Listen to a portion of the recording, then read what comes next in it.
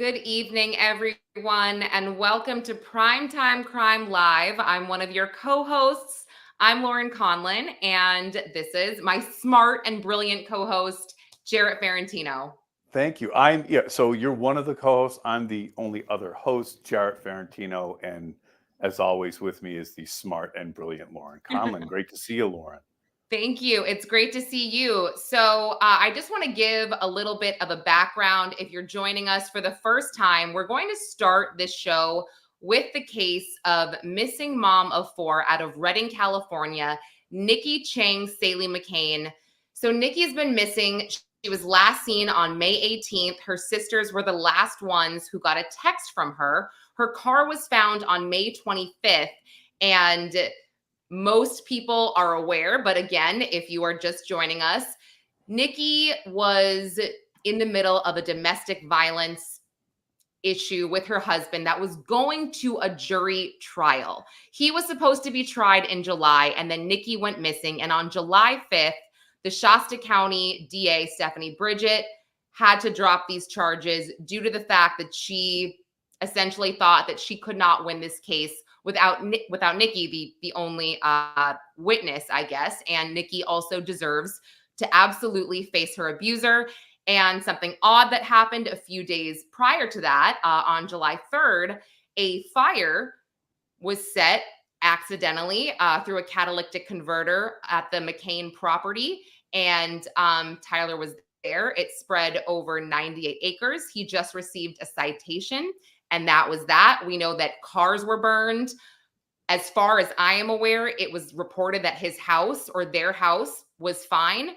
But someone that I met doing the Nancy Grace show that was just incredible was Brian Fitzgibbons from the USPA. Jarrett, you were going to announce him, and I just kind of took that over. Sorry about that. First of all, I was going to say, like, after that Tyler fire, where there's smoke, there's fire with this Tyler, isn't it? Isn't it the case here with this guy? I mean, there's just so much circumstance and mystery around this whole situation. So one person in the thick of it is Brian Fitzgibbons. Brian is with USPA Security, and he is a part of their missing persons unit. He's been on the ground in Redding, conducting an investigation, looking for Nikki McCain. He's been all over.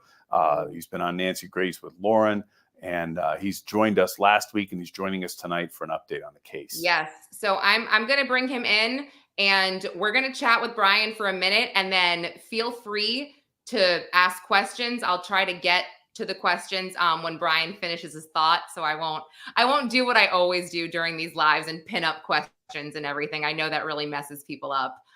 So let me add Brian. Hey, Brian. Hey, guys. Jarrett, Lauren, thank you so much for having me on tonight. Thanks for being here, Brian. Yeah, thank you so much. Really. So I want to just start off with some of the facts here, right? There's a lot of information going on Twitter and the Facebook groups and TikTok, but here's a fact that we know. Nikki was confirmed to be seen leaving Mercy Hospital around 11 p.m. the night she went missing. Is that confirmed? So, Lauren, one thing that I want to say first, before we dive into timeline or anything, is the fact is there are 4 young children, okay, who are going to bed every night for coming on 2 months now, not knowing where their mother is. Okay, there are 4 young children. There are cousins, there are sisters, there are parents who don't know where their mother is, right? So tomorrow will mark, actually tonight, in a few short hours here, will mark exactly 2 months since Nikki Cheng Saelee McCain went missing and has not been heard or seen since then. So I want everybody to zoom out and keep that perspective in mind. The second thing that I want to say to kind of kick this off is I had a very productive conversation today with Chairman Jack Potter from the Redding Rancheria to talk specifically about the reward money that's been offered. There are now 3 groups, including Kingsman, our nonprofit from USPA, that has offered up $10,000. The Redding Rancheria has offered up $10,000, and Shasta County Secret Witness has offered up $10,000. So we're actively working to make sure that all of that money is pooled together. So the total reward right now for information is $30,000. Wow. Locate Nikki Cheng Saelee McCain. And I say that I spoke with Sophia Bruinsma from KRCR last week that, you know, we're asking folks who have information to have the moral courage to call one of these tip lines. There are 3 tip lines out there. Whichever one you're comfortable calling. If you're comfortable calling ours, call ours. If you're comfortable calling the Redding Rancheria or NorCal Alliance for the Missing, you can call any of these outlets to provide a tip. And I'll back up and say, you know, at USPA, we wind up doing missing persons cases all over the United States. And all too often, you know, that phone rings and on the other side, somebody says, I don't know if this is important, but here's what I know. I don't think this means anything, but here's what I know. Pick up the phone and make the call. Okay, so that's my public plea to everybody. You know, aside from all the timeline and things like that we can talk about, there are 3 numbers out there. There's a tremendous reward, amount of money in a reward for information that leads to locating Nikki. Time is not on our side right now. Every day that goes by, again, there are 4 children that are going to bed every night not knowing where their mother is. Okay, we need information. People out there have information. Pick up the phone and call. Bryan, I think one addition to that is people often assume someone else is going to make the call. You know, it's you out there. If you think you have information, make that call. We still need information here, right? I mean, this isn't somebody else. There's no cavalry coming here. You need to make the call. If you know something, say something.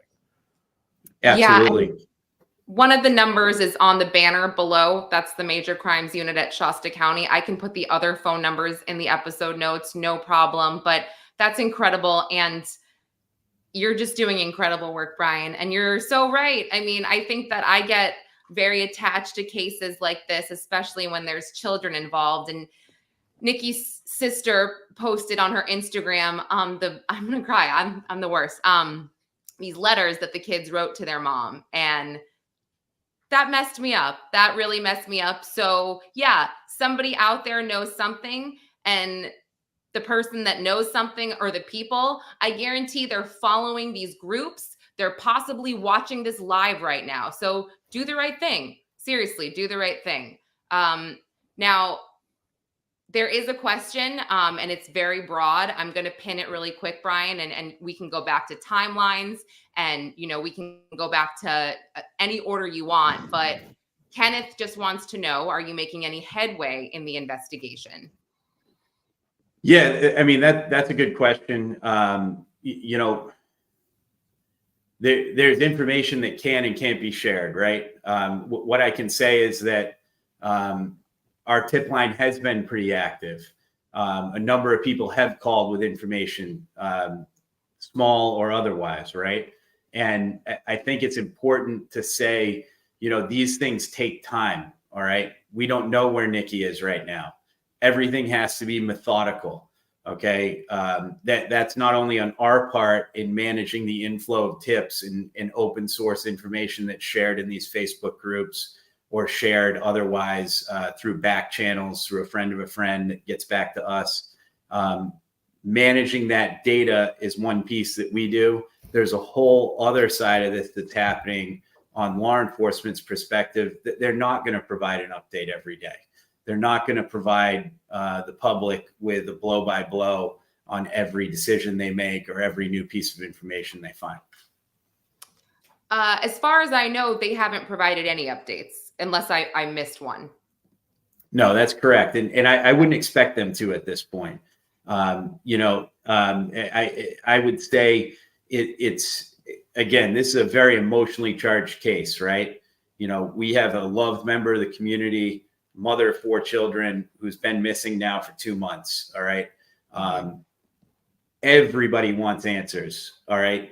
The 3 of us on this broadcast want answers. The public wants answers, and their family wants answers above all else.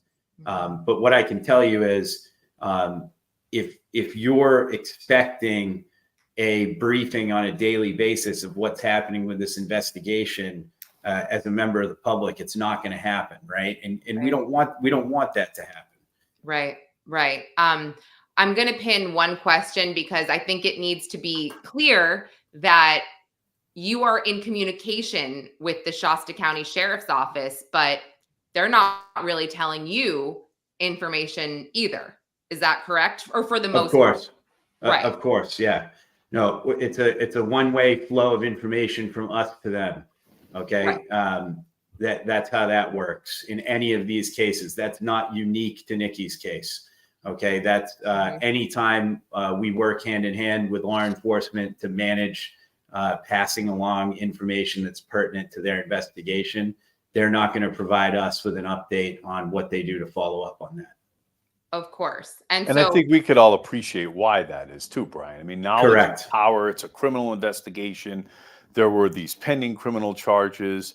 It's believed that Nikki, has potentially been a victim of, at a minimum, an assault and potentially something far worse, that she has been absented from the jurisdiction and not necessarily absented herself. If that's the case, any morsel of information that's garnered by the investigators is going to be held close to the vest in that investigation, because certainly people involved are the only ones who may have some information that would be relevant in an interrogation or aspects of the investigation. And they're not being facetious and not sharing that information, right? Of course. No, you're spot on. Yeah, and so we don't know anything about the cell phones, and we don't know where they've pinged. We know nothing because that's with the police. And now, Brian, I don't know. We kind of discussed this offline, and they don't exactly make a big announcement. But do you think the FBI is involved at this point? I think it's possible. To the point that we talked about before the show. This isn't something that the FBI holds a press conference to let the public know on every case that they take on or that they're asked to assist on. Even in Shasta County a few years ago, very public case with Sherry Papini, who went missing. Shasta County did enlist the help of the FBI, and they became a part of the case, right? So is it possible? Yes, absolutely. Is that something that we're going to know at this point? No, right? So we have the luxury of hindsight with past cases, and it's a dangerous game to compare one case to another when you're in the middle of one, right? Because when you're comparing to something that happened in the past, you have that luxury of all the hindsight of a Hulu documentary, of all sorts of coverage on YouTube and otherwise, and on the internet. With that Sherry Papini case, that the public is aware of what was done and what happened because that has been made public. At the time, they may have not known as much, right? So we're in the midst of this right now. So we're not going to know the step-by-step of what's happening. And I could tell you too, Brian, I'm sure you're familiar with investigations. Certainly Lauren is. Their level of involvement varies from case to case too. I mean, It could be the utilization of a service they provide, an expert they have, or they straight up have a press conference and say, we're taking this thing over in real time. So, the fact that there are consultations with the FBI or something may not be disclosed publicly unless they want the people out there to know they're actively taking over a particular investigation. But it evolves too. I think, as I've been a part of some of these things where little by little you start to lean on the federal investigators more and more for assistance, and their role grows too over time. And certainly after 2 months, if there was a wall hit or some of the information that's been collected to date hasn't yielded certain benefits, you start to utilize the federal government if they haven't already. I certainly hope they have, though. Yeah. Certainly. And, I'm not trying to stir the pot, and I'm not trying to upset anybody, but I do want to point out that I did a dive, and the national media has not covered this case at all, except for Nancy Grace. The local media has covered it. I reached out to News Nation. I know a producer there, and I just said, do you think you guys could cover this? I'm like, I'll give you Bryan. I offered you Bryan. And they were like, yeah, probably, but after the RNC. So it's always something with the news cycle. But my point is, it's really important for us to keep this going on the internet and on, the YouTube and TikTok and all these platforms, because clearly it is making a difference, but it nonetheless is very frustrating. And I had it written down. It did cost taxpayers over $150,000 in the search for Sherry Papini. And I believe her GoFundMe was something like $50,000. People have asked if Nikki's family has set up a GoFundMe. So far, nothing. I would love to donate, especially to the kids, because there are 4 children, as you said. And just to get a slightly personal, if it's okay, Legacy just wanted to know, Bryan, how is the family doing? Yeah, I mean, hey, this is a tremendously stressful situation, right? There's something different when a crime takes place, right? And a family member is a victim of a crime. And I think at this point we can pretty solidly say that Nikki was a victim of a crime of some kind, right? And when that happens, it's tremendously stressful, whether you're mugged, your pocket gets picked, your car gets broken into. It's a horrible scenario. This is on a separate level, okay?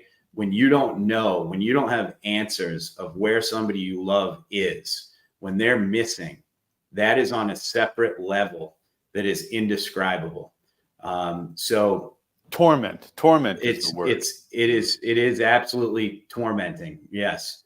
And what I can say, and I'm in constant communication with Nikki's sisters. They are holding up. They are soldiers in this battle looking for Nikki. Okay. They are dedicated to find their sister. They are singularly focused on this. Okay.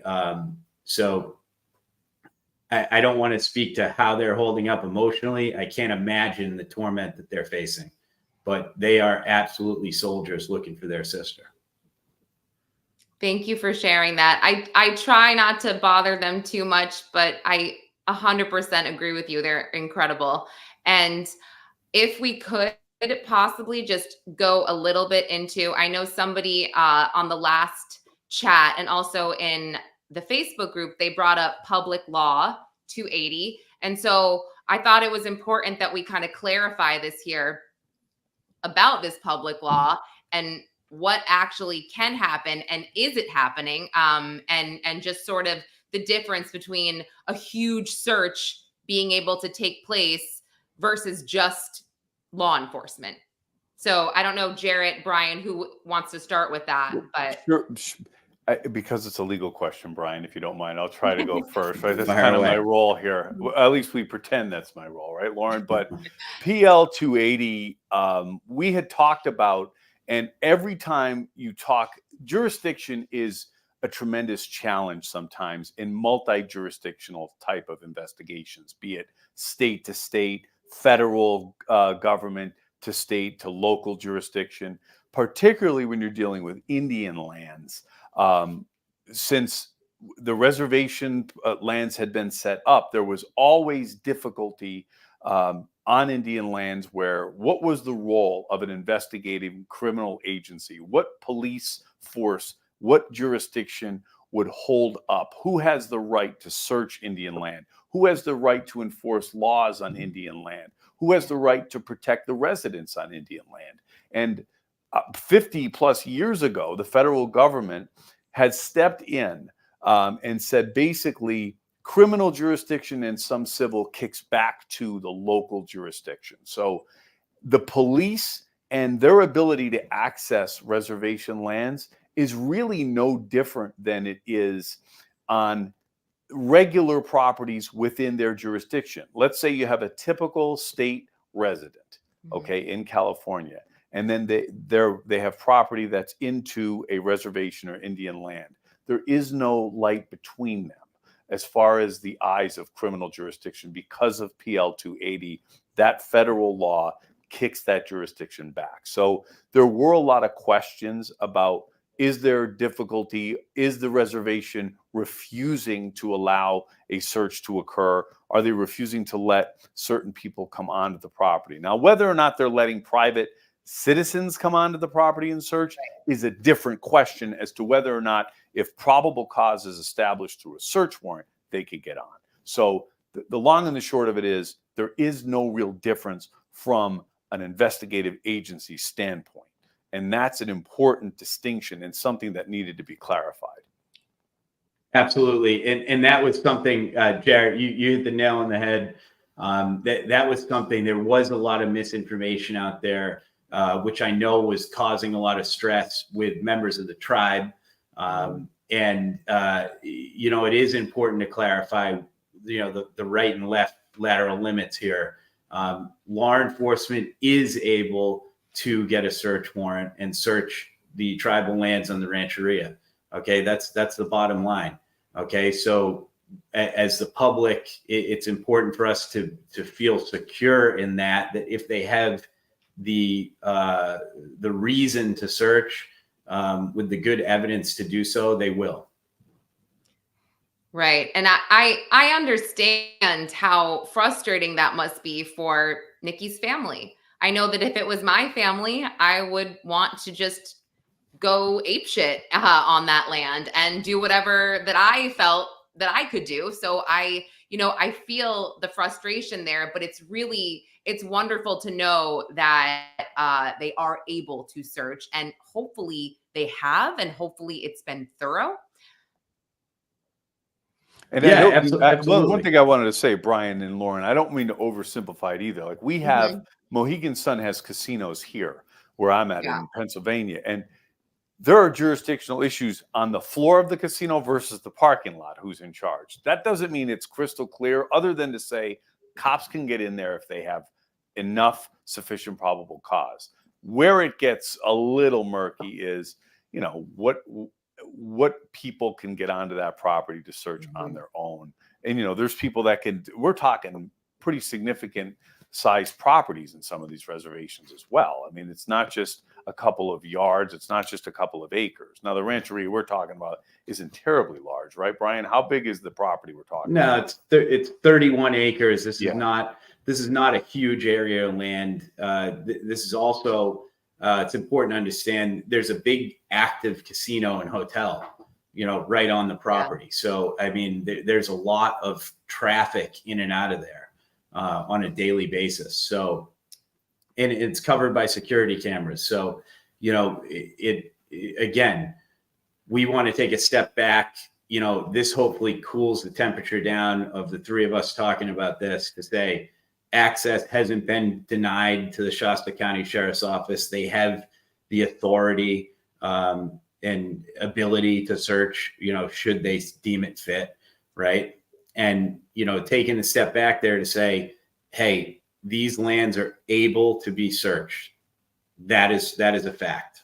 Let me ask you this, though. The lands, absolutely. They're free reign. You can search them, law enforcement, but people's houses on that land, I would assume they have to get a search warrant for every single house. So Tyler's mother's house that's on that land, they can't just search the house. We're hoping here that they got a search warrant to go inside. We just don't know. Is that correct? Yeah. I mean, we don't know the blow by blow, and it's important to zoom out and say, her vehicle was found some distance away out on Route 36. So there's a big area of land that is not owned by the tribe that's a part of this investigation, right? More land than not. Okay. So this is not as simple as, hey, go search every inch of the tribal lands on the rancheria. Her vehicle was a good 45-minute ride away. And I want to pin this comment because, and we discussed this, maybe they came on late, this user, and Brian, I just want to know, what is the sense that you're getting in this area? Are there posters of Nikki in local coffee shops? Do people feel nervous? Are they talking about it? Will and Grace says, I think for many, will you address just what law enforcement is doing to find Nikki? We did address this. They can't tell us everything because they don't want to damage the investigation. From where this person is sitting, it feels off, almost avoided. Well, I think in a lot of cases for missing people, and Bryan and Jarrett, you can add to this. Yeah, because they can't even tell the families anything. And I cannot even imagine how frustrating that is. I cannot even put myself in that position.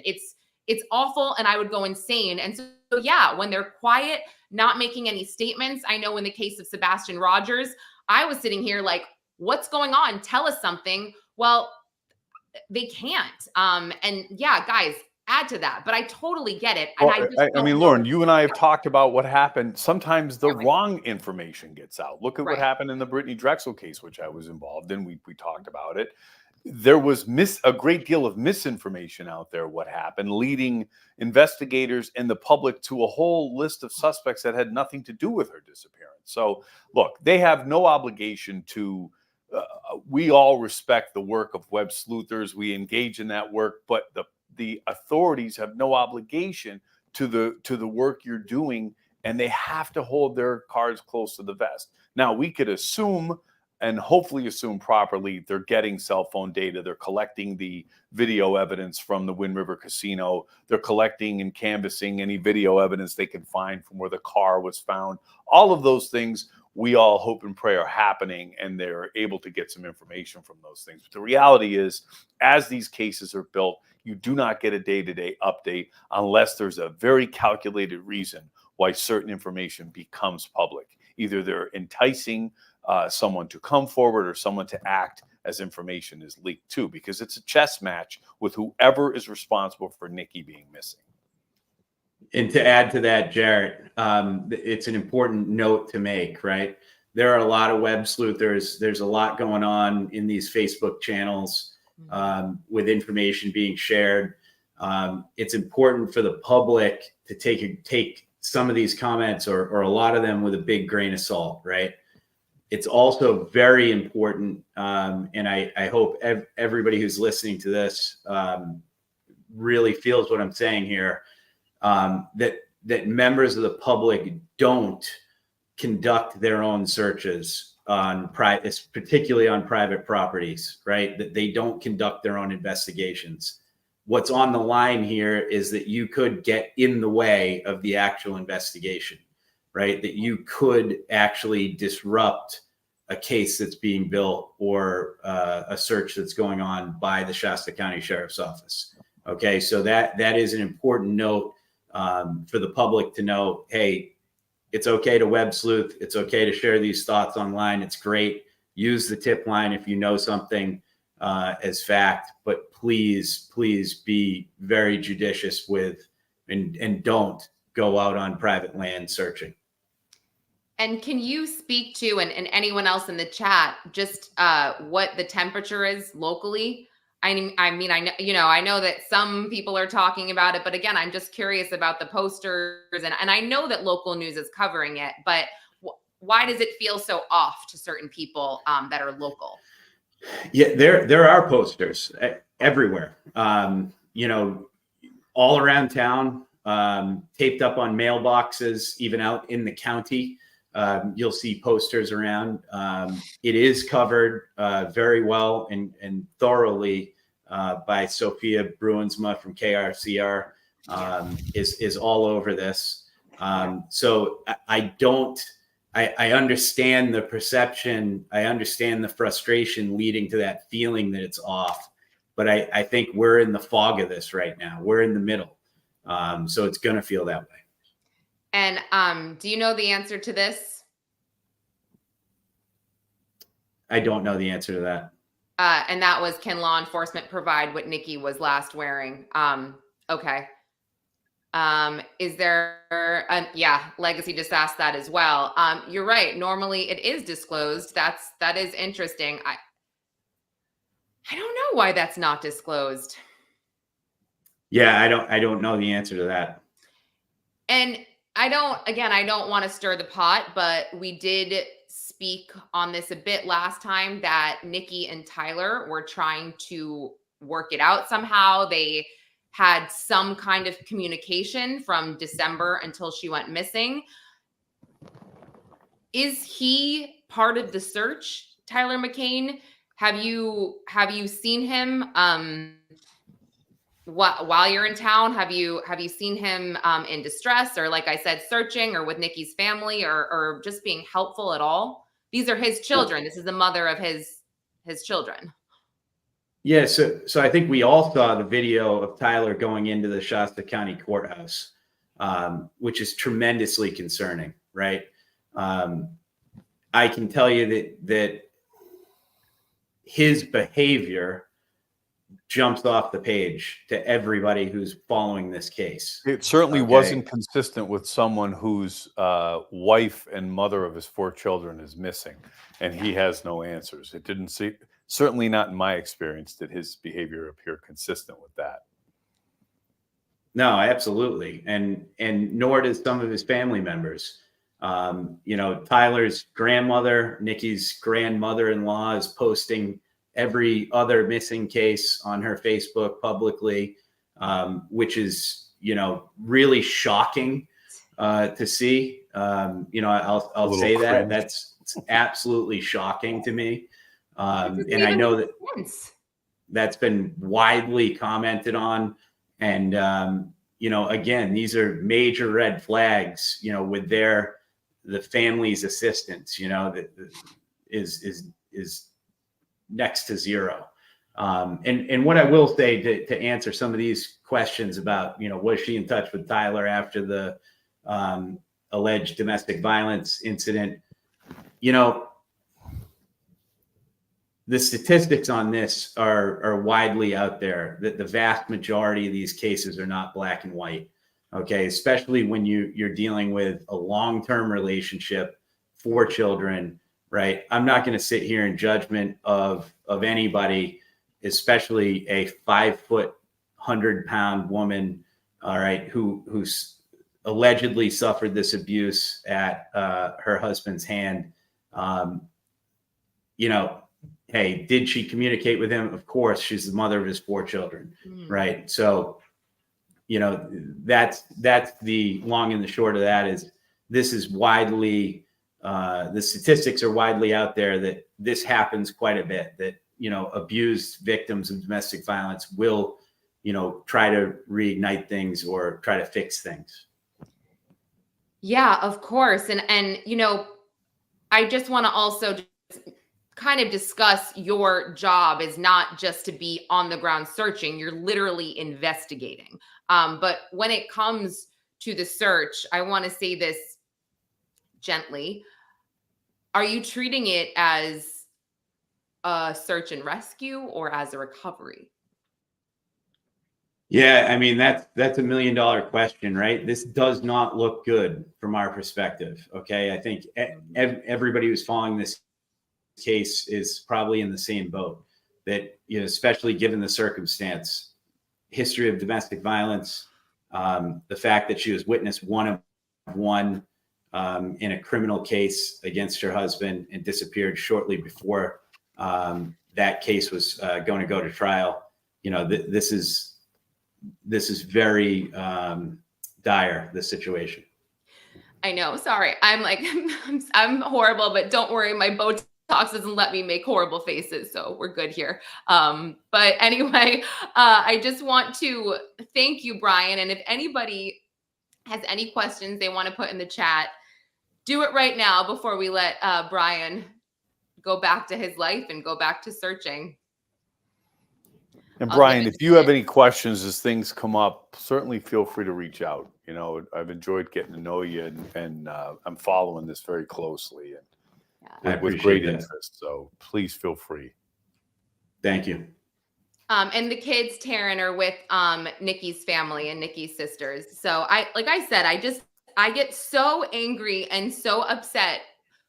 It's these kids, and it's just like I'm not going to say what everybody is thinking here also, but you kind of said it perfectly. There's one motive here, and so it's frustrating. Legacy wants to know, Bryan, in your experience, do you think more than one person is involved? That's a great question. I would have to say yes. You know, off the cuff here, you know, somebody knows something, right? And our hope is that somebody steps forward and communicates. Okay.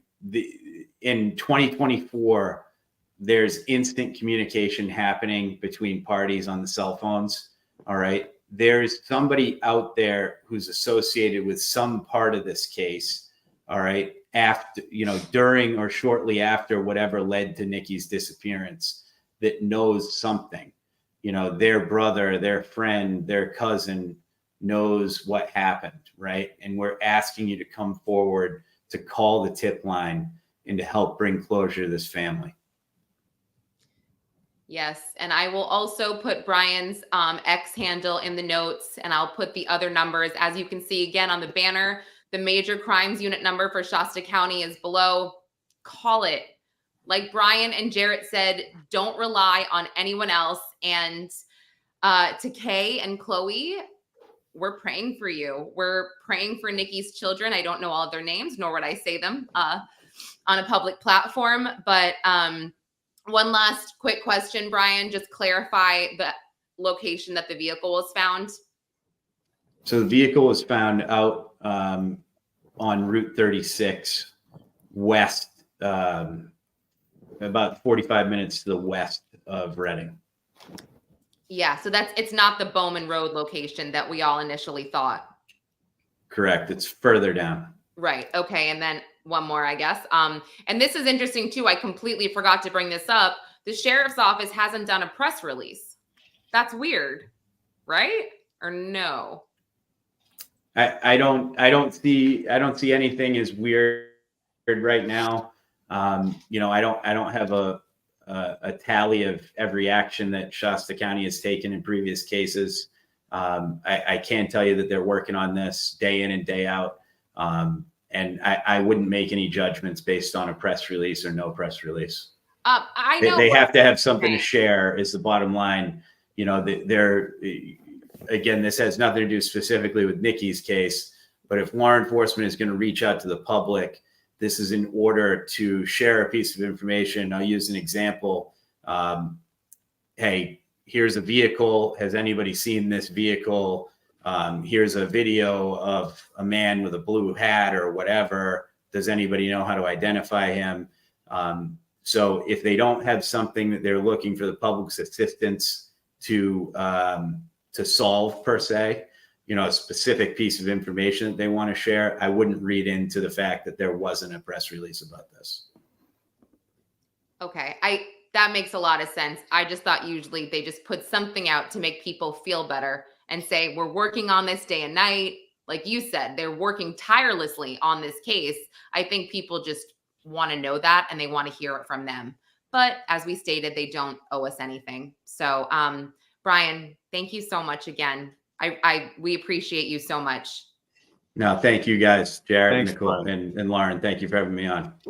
We'll call you again soon, okay? Just for another update, as much as you can provide, because this was super helpful. You bet. Thank you very much. Thanks again. All right, guys. So we are gonna move on to Bryan Kohberger. And by the way, Jarrett, we didn't plan this white. It looks funny side by side now. I'm realizing that. Yeah, but what I want to do, color coordinated. Yeah, right. What I want to do to start is I want to discuss, and I'm going to play a part of it, the Ashley Banfield interview with Harvey Levin. Harvey seems to think that a jury is going to have a hard time with Bryan Kohberger as the suspect because, one, he's never committed a crime before, and number two, one knife. Well, come back to both of those questions after you play the clip. Okay. Let me pull this up right now. All right.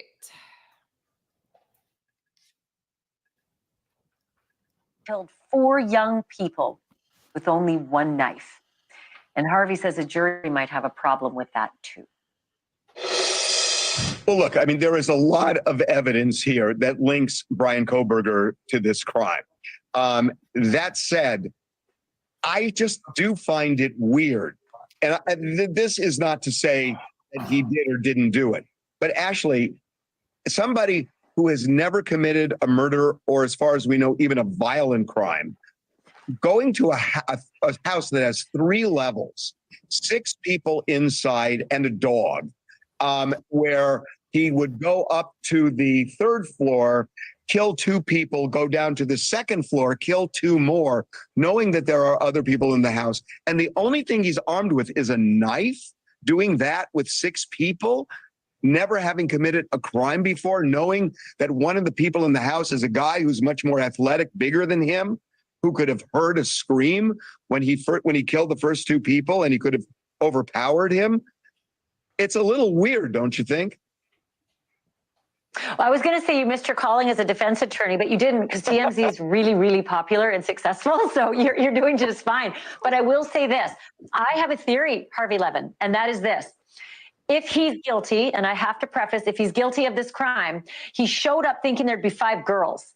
And he didn't expect a boy to be sleeping over, a very big boy, Ethan Chapin. And maybe, just maybe, that stunned him. He was overwhelmed and the battle became pitched. And that was enough for him to say, after the 3rd victim, and then suddenly a very large 4th victim, that he needed to get out of there. What do you think of that? Yeah, I hear you. But I do think that he knew that Ethan was around that house a lot, because he had stalked the house, if you believe the prosecutors, that they have numerous, they have evidence that he had gone there numerous times. We don't need to see the whole thing. That was the main gist here that I wanted to discuss with you. Let me just get this off. Okay. I had asked you, Jarrett, before, his toxicology, Ethan's toxicology. I was thinking, maybe, was he drunk, and was he passed out drunk, so he didn't hear anything? What are your thoughts on that? And what are your thoughts on what Harvey said? Well, so let's put a pin in the Ethan toxicology question for a second. Let's start at, first of all, Harvey's observations are very intelligent. I don't agree with all of them, but I suspect there are a great deal of people out there with those very same sentiments, okay? This case is not open and shut, and is not I can't stand the word slam dunk. Whenever anybody ever said that to me in my career, it would make my blood boil, okay? There's no such thing as a slam dunk. This certainly isn't one of those things. A couple of things that Harvey says. Number one, he says, this guy has no prior criminal record. All of a sudden, he graduates to the big leagues. That in and of itself is, quite frankly, immaterial, okay? I have seen anecdotally in my own career, many, many, many killers live a law-abiding life prior to the actual crime they're charged with, and that I'm charged with prosecuting. So the fact that Bryan Kohberger has lived, for all intents and purposes, a clean record life. Now, he was addicted to drugs, and which had its own criminal element and things of that nature. But for all intents and purposes, Bryan had not committed a crime in the past that he was arrested for and convicted on. That in and of itself doesn't, first of all, most of the time a jury wouldn't hear about any other prior criminal record. So that wouldn't weigh on them at all. Okay. The second thing is, he says that Kohberger goes in there with one knife. I mean, you're not going to bring a selection of cutlery with you to commit this crime. He brought a hell of a knife with him. That K-bar knife is a hunting knife. It has one purpose: killing its prey. Okay. A knife, if multiple people are in a house, I'm not giving advice in here on how to commit murder, but if you're going to a house and you don't want to disturb anybody else in the house, you don't bring a shotgun, you bring a knife. It's silent when you're effectuating its intended purpose. So the bottom line is, that's the weapon you would use in a close quartered situation where you're trying to keep the killing quiet. Whether or not Kohberger knew Ethan was going to be there that night, he didn't know Cali was going to be there. She showed up. She was not living at the house at that time. She was staying with Maddie that particular weekend. and had brought up her car to show her other former roommates at the time. So I don't know what Kohberger may have known that he was walking into, but remember this. If it's true and you believe Kohberger did this, he trained for this. He was ready for this. He was dressed for it.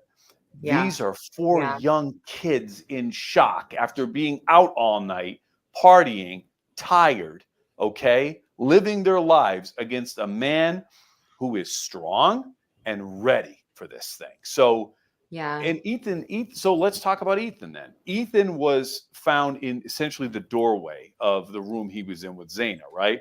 Mm-hmm. So even if Ethan went out into the hallway, into a dark hallway at 4 o'clock in the morning to confront, essentially Ethan is 6'4", I believe. Mm-hmm. Kohberger's 6'1", 185.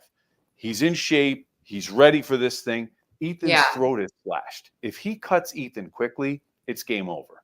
There's no defending yourself at that point. And then he kills Zaina, and then he gets out of there, walks past Dylan and gets out of there. So Ethan's toxicology, or whether or not he was inebriated, the bottom line is it is believed he got up, tried to confront Kohberger, and was immediately incapacitated. So that's how the evidence looks. Let me ask you this, Jarrett. I'm pulling up Tommy.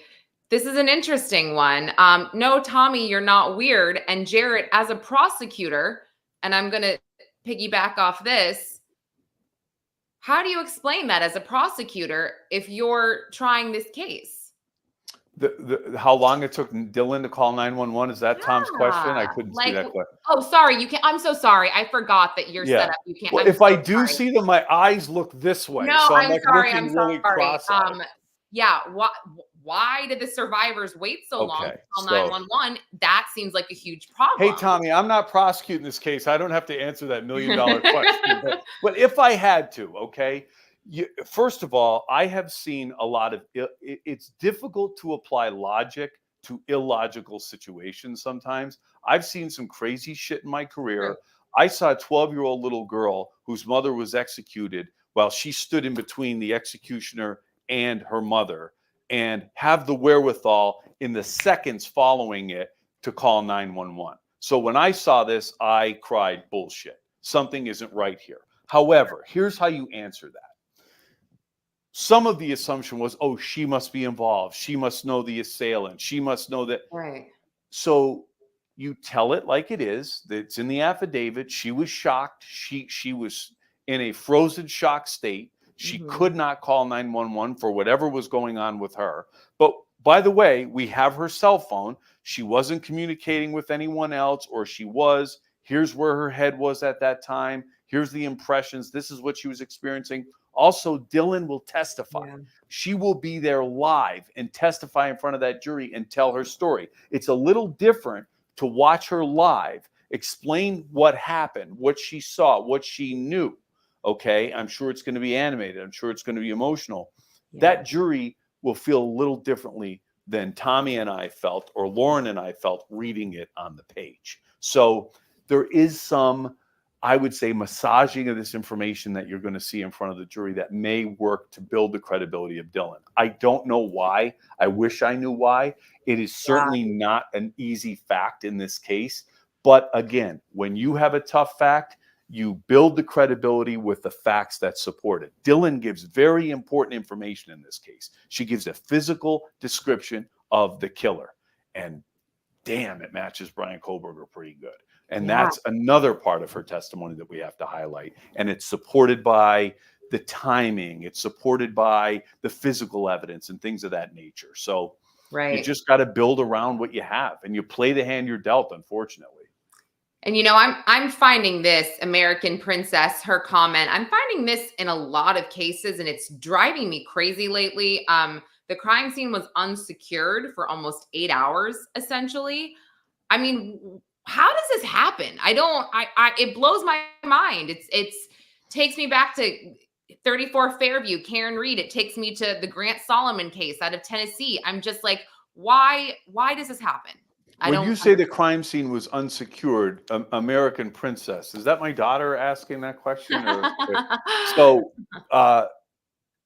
You mean the 8 hours prior to law enforcement coming, the 4 a.m. to 12, it was unsecured. Okay, well, every crime scene is unsecured until law enforcement arrives. So that's something that has to be dealt with, by the investigators. You kind of have to work backwards. Who accessed the crime scene in the meantime? In addition to Dylan, we know there were friends that responded and actually made the call to law enforcement. You're going to have to get their DNA. Okay, you're going to have to get their fingerprints if you're in fingerprint analysis, because at that point they're there. You're going to have to ask those people, did you introduce this knife sheath onto the third floor here? No. Okay, well, we're cutting up. So you do your best to kind of resecure the crime scene retroactively, but every single crime scene doesn't necessarily become a secure crime scene until law enforcement gets there. You hope. I've seen that happen too, where they fail to secure it. Yeah, no, it's great question though, tough. and it's annoying. It's another annoying, but again, in that 8 hours, were the bodies, did they remain in their final resting positions? Was certain evidence preserved? Did anyone disturb Ethan or Zaina or Maddie or anybody inside of the hallway? And the reality is, there's been no indication that anyone moved Kaylee or Maddie or anybody like that. Right. So you would hope that unsecure, you'll still have some preservation, most preservation of evidence. Yeah. And would you agree at this point, because a lot of people are frustrated that it's taking so long to get to trial, but this helps the state. This helps their case, Jarrett, right? The longer it takes here, the better for them.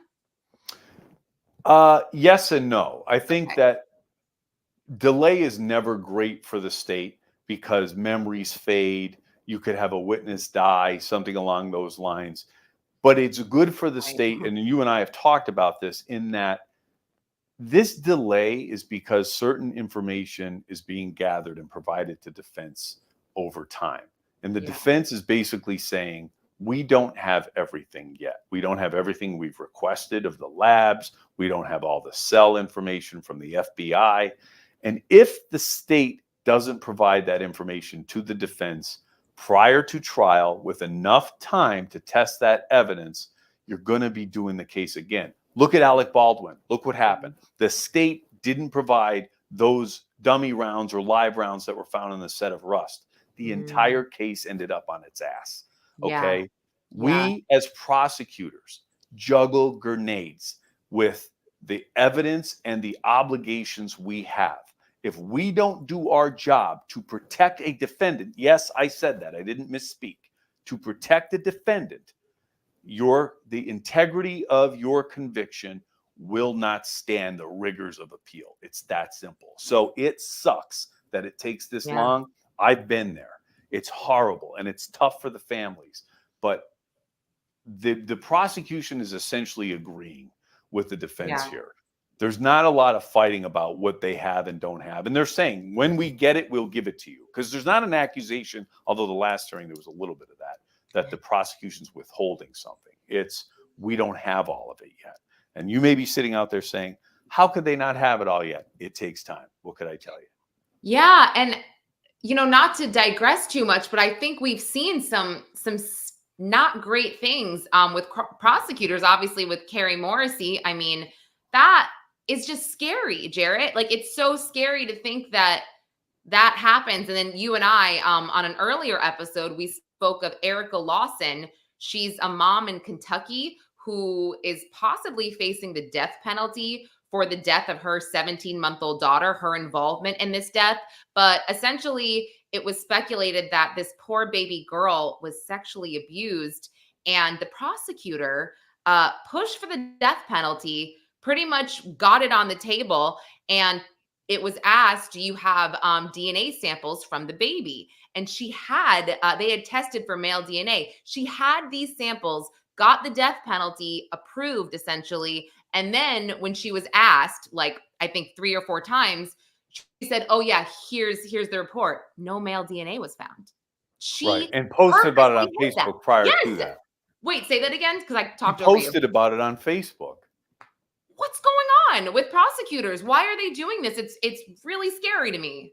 Well, I just think people have to understand that there is just this massive compliance checklist that has to happen on the side of the Kohberger prosecution. It's not enough to say we gathered every single thing we cited in the affidavit, we turn it over to the defense. And the defense is asking for a lot of things in addition to what is referenced in the affidavit, like this IgG DNA genealogy, and there may be experts watching. I don't pretend to be an expert on it, okay?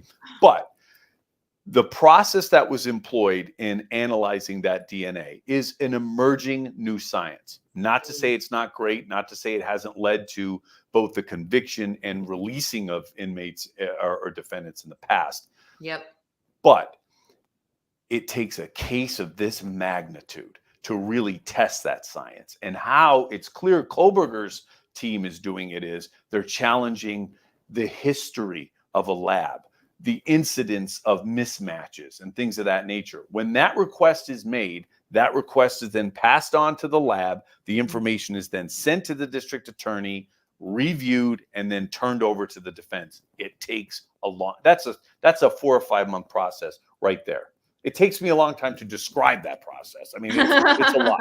It's a lot. Yeah, but when you hear about these prosecutors doing this, doesn't that really upset you as somebody who, you're a very honest person, you're by the book, you do everything the right way, you win your cases the right way. I mean, I know that you're not a prosecutor anymore, but this stuff it would drive me crazy. I mean, once a prosecutor, always a prosecutor, I say. Right? Well, there you go. So then it should grind your gears. Yeah, it offends me when I see people acting a certain way. I don't like some of the statements that get made. A lot of it's like the WWE style prosecution. Somebody accused me of having done that in the past, but like if I said something publicly, you can bet I was able to back it up in a courtroom. I don't like this prosecutors posting on Facebook and all that stuff. I mean, that's crazy. And we lecture at law enforcement academies. I tell those classes all the time, what you say online will come back to haunt you in that courtroom. Be careful or go back and clean up your Facebook, Snapchat. Oh my gosh.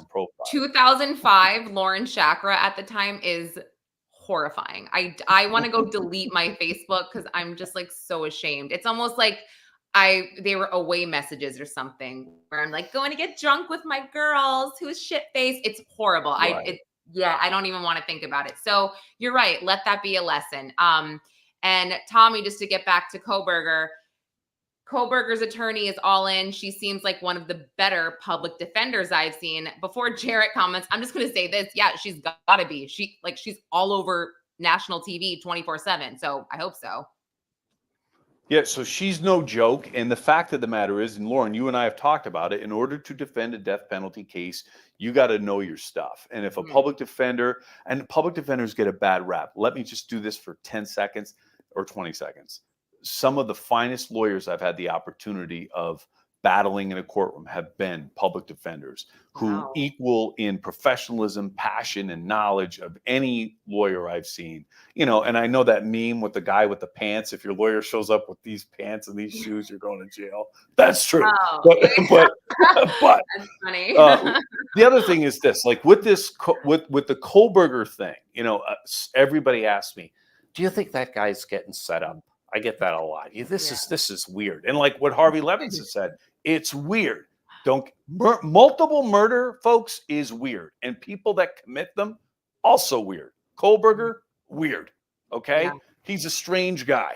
And here's a couple of things. I read the Howard Bloom book and I recommend it. Okay, When Night Comes Falling. Here are a couple of things that jumped out of that book that I thought were spot on, having done this for a long time. He talks about the fact that Kohberger was losing his job at the school. Everybody talks about him as a grad student and a teacher's assistant. The day he left to make his trek cross country to the Poconos, a letter was sent to that apartment he lived in saying he was no longer welcome back as a TA there. And they'll say, did he get that letter? He got the message, folks. He knew his days were numbered. So you have this Bryan Kohberger, would-be forensic psychiatrist, right? That was the way he was rewriting his narrative. proud that he recovered from a heroin addiction, had quieted the demons that were speaking to him. Okay. Yeah. Now that world was, the facade of that world was falling apart. He knew that job. He was having problems. He was repeatedly in with administration. That facade was starting to crumble. Desperate. Okay. He knew, okay, at that point, the world he showed everyone else was falling apart. That gives him motive. I'm not saying it's the reason he killed those kids, but if he had clung to any hope of living a normal life, it was starting to fall apart. That's an important point to note. Two other things from that book, I think, that are worth discussing. Yeah. And I had read about these things in the past, and they're in the book. Number one, he bought a Dickie work suit. Okay, there's a receipt that he bought this suit at Walmart. You know, like the Michael Myers blue boiler suit. Okay, yes. like it's like a onesie. Okay, right. Okay, the thing like every kid at Halloween dressing up like a slasher is going to wear. He is said to have purchased that, and the prosecution has this receipt. And Mr. Gonsalves has acknowledged that as well, according to Howard Bloom. Okay, so that's an important piece of evidence. It would explain why he didn't have blood on him or in the car, got rid of it prior to, getting back home that night. The second thing is there's indication that the purchase of the knife may have been on his Amazon account. Also read that online. It's in the book, discussed as something that has some potential as being true. If these two concepts are true, very significant facts. You do not have a murder weapon. I'm proud to say I've prosecuted a stabbing case with just a sheath. Okay. And it didn't have DNA on it. Wait, but did you say the knife was purchased on Amazon? Yes. The K-bar knife. So, I mean, wouldn't that be like case closed right there? If the obviously it's a huge piece of evidence. Now, again, I'm not saying I saw Lauren. Let's not get our commenters lit up. I'm saying it's discussed in the Howard Bloom book, and it's suggested that that is in fact the case, that there is a receipt for a knife, or there's a record of him purchasing a knife on his Amazon. We just don't know if it's the exact knife used, obviously. Well, no, I think Bloom's contention and what's been reported is that, no, there's a receipt for the knife that goes with that sheath. And again, I'm only saying what they said.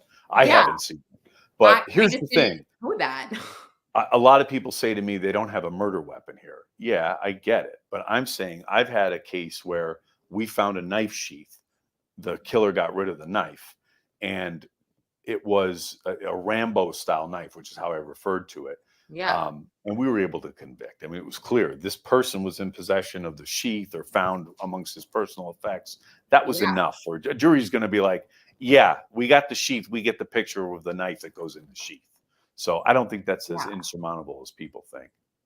Well, just really quick, because our hour went so fast, but I know it's super early, but is he the type of guy that would take the stand? Good question. And let me say this. He doesn't have to here. And here's, well, first of all, he doesn't have to constitutionally. Right. They're managing to get his version of why he was out and about into that courtroom without Bryan Kohberger ever having to get on the stand. His stargazing, you mean? That's with the alibi. And to me, I thought that was a brilliant move by the defense to get a narrative out as to why Bryan was. And I always say the same thing. And if we have new viewers, it's not being repeated. Like, do you know what his alibi was not? I was home sleeping at 4 o'clock in the morning, which is where most people are. And somebody could vouch for my whereabouts, which is how an alibi typically works. No, they injected a narrative without Bryan having to take the stand, because his attorneys are saying we'll now be able to cross-examine people, phone experts, by saying, isn't it possible Bryan was in the area stargazing? And he won't have to take the stand.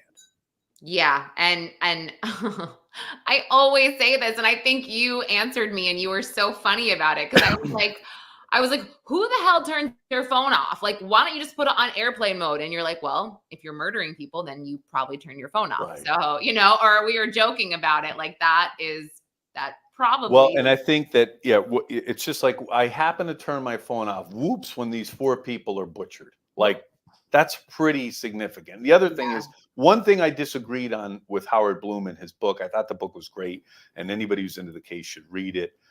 It's a nice collection of the information you probably already know. Bloom said he couldn't get the courage up on those. He didn't think Kohberger was stalking the victims. He thought he couldn't get the courage up those other nights. He missed a fact, I think, when he said that. The phone was turned off long before the murders that night, which meant it was game on that night. And he never really turned that phone off. If you look at the records the other times, that phone was off when he went into Moscow. And it's because he knew he was going to take it further than driving by that night. That, in my opinion, in my and sorry, I got called out. Sorry.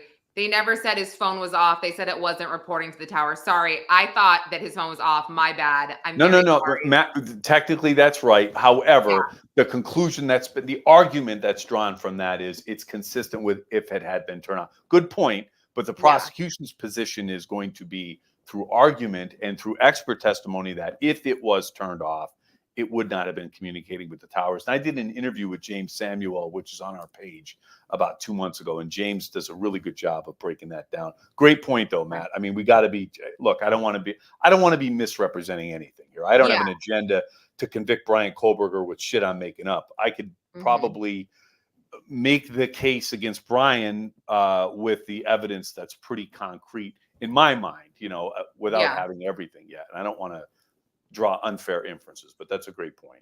Right. And it again, just really quickly, it sounds like he was their only suspect from the start. Nobody else was really being looked at. Is that correct? Well, another point that I arrived. So one of the questions Kohberger's lawyers keep asking was, we don't know how our client ended up being the suspect here. Okay. They hadn't gotten to that particular report, maybe in discovery, but how the narrative has since evolved is, as of December 11th, they identified through the IgG DNA the relative of Bryan Kohberger. Okay, so you had that going on. Then you had the Washington State University guard locate the Hyundai, identify Kohberger as the owner operator of that vehicle. His physical description was consistent. So it's strange. You had these two independent investigative sources looking into this murder, both arriving at the same place, and then eventually working together. They were working together, but it's Bloom's contention that the FBI did not share the conclusion on the DNA with the rest of the task force as of December 11th on the DNA. They didn't share it with the FBI. The FBI didn't share it with everybody at that point yet. That came a little later. So in one sense, you're identifying Kohberger through the car, through the physical description, and in another sense, they're doing it through IgG DNA, which is powerful. I mean, in two different fronts, they're arriving at the same place. So to ask the question, did they have another suspect? The answer is, on two different fronts, everything was coming up Kohberger. Yeah, and this is one of those cases that it's extremely popular, but it's one of those cases that I haven't really dug into yet. It's this one for me, and it's Delphi. I feel like I really need to dive into those documents to just get well versed on them. But I think ironically, I did Crime Nation specials on CW and on CW's app. We did Delphi and Kohberger. So check them out. I watched you on that, but I just feel like I need to look at these documents myself. But right now there's too many cases, involving missing people and just people with families that are in trouble. So, but anyway, guys, thanks for joining us. We went over a little bit. I guess we can go over. I just feel like people get a little antsy after an hour, or maybe it's me. I guess I don't. I can keep going, and we don't have okay. Waiting for us to get off the air. Wait, and sorry, Tommy, because Jarrett gets mad at me. Tommy, he's like, "Why do you always have to bring up Karen Reed in every episode?" Well, I didn't really. Tommy just did. He said Moscow was slow. Proctor would have had the case closed in an hour. Yeah. I hate to make a joke, but Proctor would have had a Reed as a suspect in this one, I'm sure, right? Is that the way that would have looked?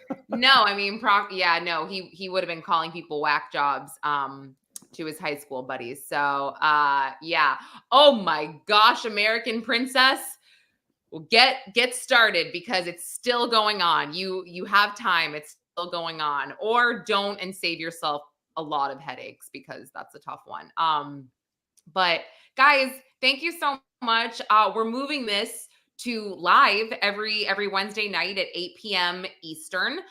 So next week, I do have a special guest lined up. I feel like I shouldn't promote it just in case anything happens. But we'll either do the full hour with our special guest, who is actually the mother of a victim of a crime, and she's looking for answers. So hopefully, fingers crossed, we'll have her. And if not, we'll be diving into another active case, most likely. So don't forget to like and subscribe to our channel. We would really appreciate it. And we'll try to get more content out as well. Jarrett, anything else you want to say before we hop off? No, it's always a pleasure. Great to see you. It's not as much fun as in person, but this will have to do, right? Yeah. When are you coming in person? Within the next 2 weeks. We'll figure it out. Oh, not to put you on the spot or anything, but yeah. Right. All right. Well, thanks everyone. Jarrett, hang out for a minute. I'm going to end the live.